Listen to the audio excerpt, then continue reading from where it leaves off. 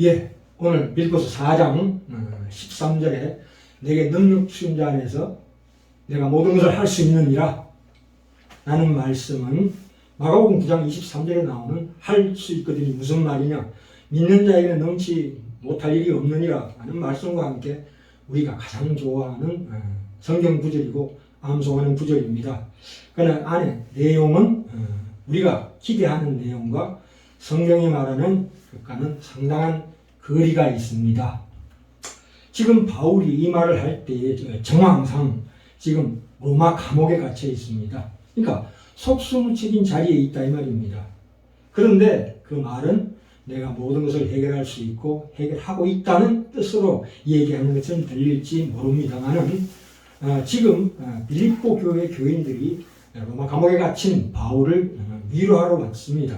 그런데 이 바울이 하는 말이 내가 궁핍함으로 말하는 것이 아니라 이렇게 말한 것처럼 너희들이 찾아오고 위로한 일을 고마워합니다. 사실은. 그러나 그것은 바울이 어떤 물질적 정신적 위로가 필요했는데 빌립보 교회가 그것을 채워줘서 힘이 난다는 뜻은 아니라고 분명하게 잘라서 얘기합니다. 내가 궁핍함으로 말하는 것이 아니라 이렇게 말씀하고 있죠. 그러니까 무슨 얘기냐면 비천에 처할 줄도 하고 풍부에 처할 줄도 안다. 배고픔과 배부름 또는 풍부와 궁핍이라는 서로 상반되는 그 사이의 극단의 거리를 본인은 느끼지 못한다. 이것이 영적인 문제다 이 말입니다. 영성이다 이 말입니다. 사실 우리의 신앙은 이 실패와 성공, 궁핍과 부요라는 이 양극단의 그 간격으로 말미암아 빚어지는 갈등이 제일 많습니다. 내가 그렇게 기도했는데도 왜 하나님께서는 응답이 없으신가? 왜 하나님은 내가 이해할 수 없는 이상한 방법으로 신비하고 기이한 방법으로 역사하시는가? 나는 왜 이렇게 인생살이가 왜 이렇게 막막한가? 그 길로 하나님께서 왜 인도하시는가 하는 것은 우리가 늘 현실에서 직면하고 사는 현실적인 갈등입니다. 우리가 영적으로 산다는 것은 말하자면 이런 겁니다. 우리 유해지 사상에서 얘기하는 어떤 의지 그리고 정신력이 아니라 어떤 영적인 문제에 있다. 영적인 문제인데 그게 바로 영성이다 이 말입니다. 영성.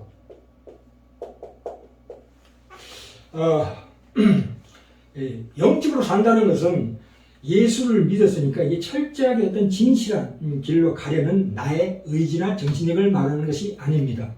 그것이 영성이 아닙니다. 영적으로 산다는 것은 나의 인생을 세상과 내가 주관하는 것이 아니라 하나님이 주관하신다는 것을 알기 시작하는 그 삶을 의미합니다. 우리 구원도 그렇죠. 내가 하나님에 대한 필요성을 느끼지 못할 때에 하나님께서 나를 구원하신 것처럼 그런 자각이 있어야 된다 이 말입니다.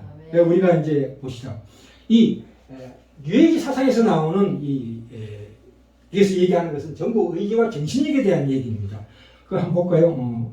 유해지 사상에 대해서 고로새서 2장 8절부터 8절 나옵니다. 2장 8절 고로새서 2장 8절에 보시면 누가 철학과 헛된 속임수로 너희를 노략할까 주의하라. 이것이 사람의 유전과 세상의 초등학문을 쫓으며 사람의 전통과 그러니까 초등학문을 쫓으며 그리스도를 쫓음이 아니니라. 그리스도를 쫓음이라는 게 뭡니까? 그 안에는 신성의 모든 충만이 육체로 거하시고 우리도 그 안에서 그의 능력 안에서 충만해졌으니 그는 모든 정사와 권세의 머리시라 해놓고 18절에 보시면 자 누구든지 일부러 겸손함과 천사 숭배함을 인하여 너희 상을 빼앗지 못하게 하라. 제가 그 본 것을 의지하여 그 육체의 마음을 쫓아 헛되이 과장하고 머리를 붙들지 아니하는지라 온몸이 머리로 공급받아 마귀와 힘줄로 인하여 연합하여 하나님이 자라게 하심으로 자라느니라 이렇게 나옵니다. 그래서 이것은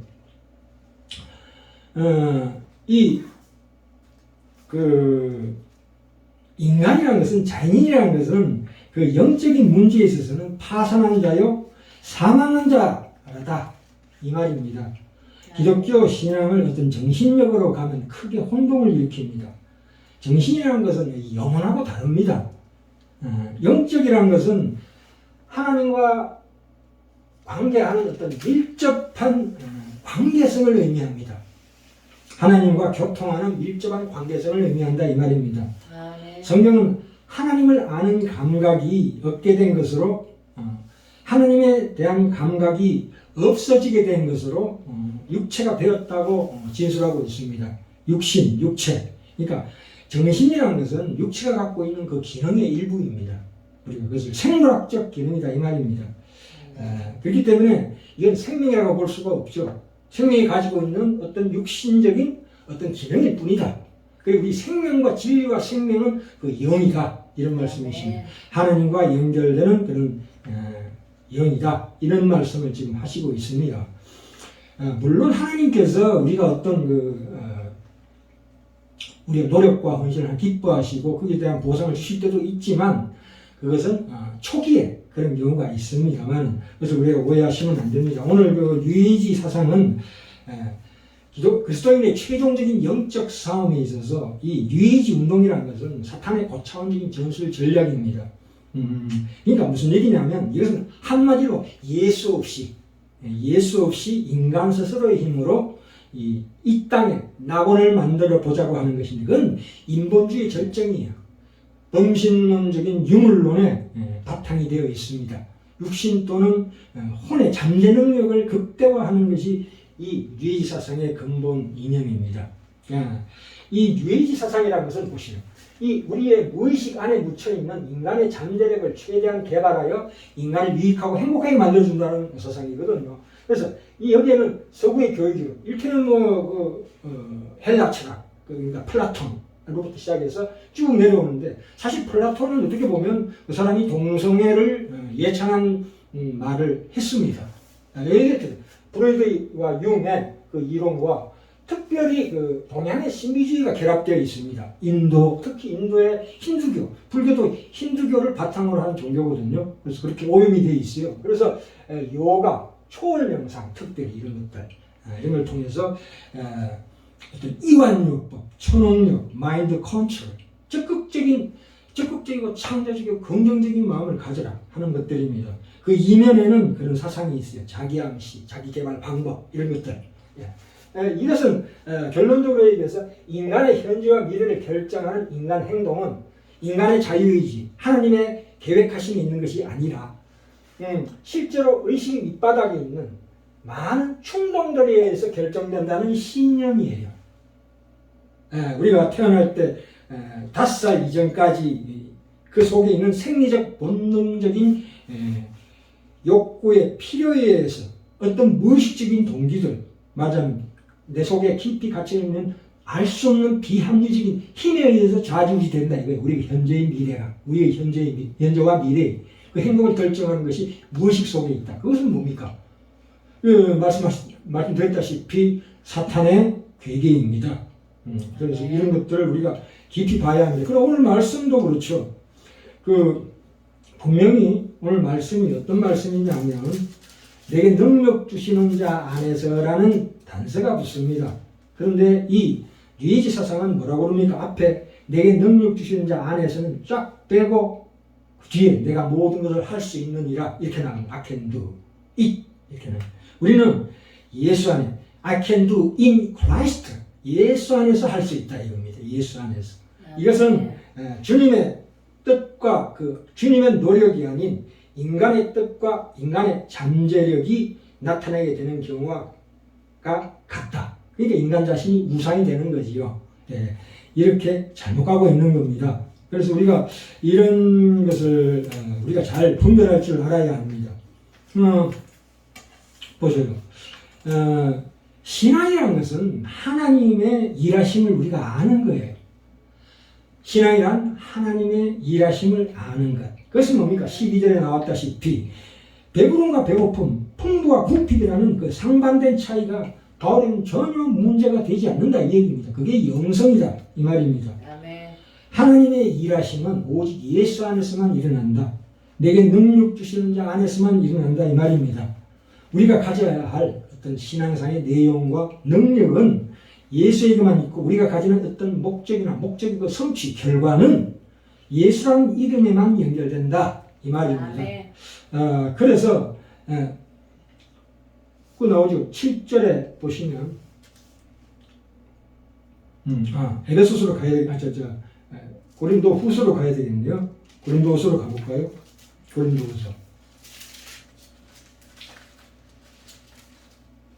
후서 6장 4절부터 10절까지입니다. 고린도후서 4장 6장 4절부터 10절까지인데요.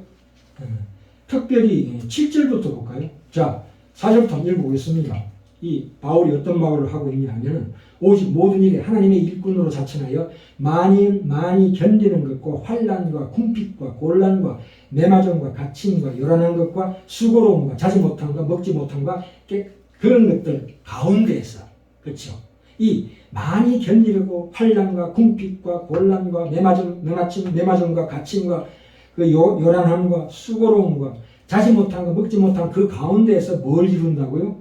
깨끗함과 지식과 오래 참음과 자비함과 성령의 감화와 거짓이 없는 사랑과 진리의 말씀과 하나님의 능력과 의의 편지를 가지고 삶을 산다 이 뜻입니다. 그러니까 우리가 예수 믿는 사람들이 하나님 앞에 쓰이는 것은 서로 상반되는 형태와 길이 있다. 그것이 하나가 된다. 그러니까 영광과 욕됨으로 말미암고 악한 이름과 아름다운 이름으로 말미암습니다. 하나님은 우리를 높이 들어 쓰시기도 하고 낮추어서 쓰시기도 합니다. 우리를 넉넉하게 해서 쓰시기도 하고 궁핍하게 해서 쓰시기도 하신다는 이 말씀입니다. 8절에 볼까요? 다시 돌아갑니다. 고린도후서 계속 갑니다. 네, 죄송합니다. 8절에 보시면 하반절에 속이는 자 같으나 참되고라는 말이 있습니다. 이 속이는 자 같으나 참되다는 뜻은 믿는 사람들이 세상 사람들이 추구하는 것과 같은 것을 추구하는 것처럼 보일지 모릅니다. 우리도 행복과 형통을 추구합니다만 그러나 저도 예수 처음 믿을 때 예수 믿으면 뭔가 잘 될 것이다. 형통하다. 행복할 것이다 하는 기대를 가지고 예수를 믿었습니다. 물론 하나님께서 처음에는 그렇게 인도하십니다. 그러나 실제로 예수를 믿어보면 그 형통이나 행복, 그런 성공 이런 것들은 신앙의 본질적인 내용이거나 목표가 아니라는 것을 금세 발견하게 됩니다. 이 행복이나 형통 속에는 우리 책임이나 어떤 고통이나 고민이 없어요. 갈등도 없고 그것을 얘기하는 것은 아닙니다. 우리 기독교의 본질은 물론 예수 믿고 나서 행복하고 평안한 건 사실입니다만 불신자의 눈으로 볼 때는 그것이 행복도 아니고 형통도 아니게 보입니다. 그래서 우리가 속이는 자 같습니다. 그들을 속이는 자 같습니다. 예수 믿으면 만사가 형통하다 아닙니다. 예수 믿었더니 매일 싸움이 일어난다가 정답입니다. 입으로는 평화를 외치고 사랑을 외치지만 현실은 그렇지 않습니다. 그래서 내가 살아가는 상황 정황이 이게 뭔가 맨날 싸움하는 거구나. 다람쥐 쳇바퀴 도는 것 같은 매일매일의 그 싸움의 연속입니다. 내가 기도가 부족해서 그런가? 그렇지 않습니다. 우리가 이 신앙인들이 쓰는 용어가 세상 사람들이 쓰는 용어와 겉으로는 보기에는 비슷하지만 내용과 그 속에 있는 사실은 전혀 다르다 이 말입니다. 우리는 속이는 자로, 무명한 자로, 죽는 자로 오해되고 있습니다. 그렇죠? 8절, 9절, 10절 말씀처럼 속이는 자 같으나 참되고 무명한 자 같으나 유명한 자요 죽은 자 같으나 보라 우리가 살고 징계를 받는 자 같으나 지금 현재 고통과 고난과 환난 가운데 있는 것 같으나 결코 죽임을 당하지 않는다. 그것이 역전되고 반전된다 이 말입니다. 근심하는 자 같으나 항상 기뻐하고 가난한 자 같으나 많은 사람을 부유하게 하고 아무것도 없는 자 같으나 모든 것을 가진 자로다. 이렇게 나옵니다. 우리가 이 시점에서 우리가 옛날에 일제시대 때, 개화기 때 우리가 민족의 지도자, 이를테면 교육에 있어서나 사회운동 또는 나라 사랑, 애국에 있어서 우리 기독교인들이 다 선각자였습니다. 그 당시에는. 우리가 기독교가 처음 들어올 때는 왜 그러냐면은 그 당시에는 기독교가 본의 아니게 역사를 이끌어 갔습니다. 좀 왜곡되지만 그러나 하나님의 역사가 오늘날 이 땅에서 지금은 그런 시대가 아닙니다. 그 당시 그 기독교 문물을 통해서 기독교의 서양의 발전된 문명과 그런 것들을 사상을 받아들이게 됐을 때는 기독교인들이 그것을 주도했던 시기가 있었습니다. 근데 지금은 그런 시대가 아니죠. 지금은 그 하나님의 역사가 세상의 역사 이면에서 흐르고 있습니다. 이 세상의 역사는 결국 뭡니까? 이 불신자들이 갖고 있습니다. 세상의 권세는. 결국 그렇게 됩니다. 그렇다고 하나님이 힘이 없으시거나 하나님이 외면하고 계시거나 포기하고 계신 것은 아닙니다. 그것은 이 세상의 역사가 끝날 때까지 그렇게 갑니다. 기독교가 역사의 주권을 잡기 바라는 것은 하나님의 일하시는 방법을 전혀 모르기 때문입니다. 하나님은 그렇게 드러나게 역사하시지 않으십니다. 아멘. 우리를 하나님은 어떻게 해서 쓰기를 원하시냐면 하나의 썩는 미랄로 쓰시기를 원하시지 칼을 든 정복자로 쓰기를 원치 않으십니다. 그러나 항상 성경이 창세기 요한계시록까지 예언하고 있듯이 종말론적인 신앙, 이 세상이 심판으로 끝난다. 그것은 바로 우리 구원의 완성으로 이루어진다. 그것이 종말론입니다.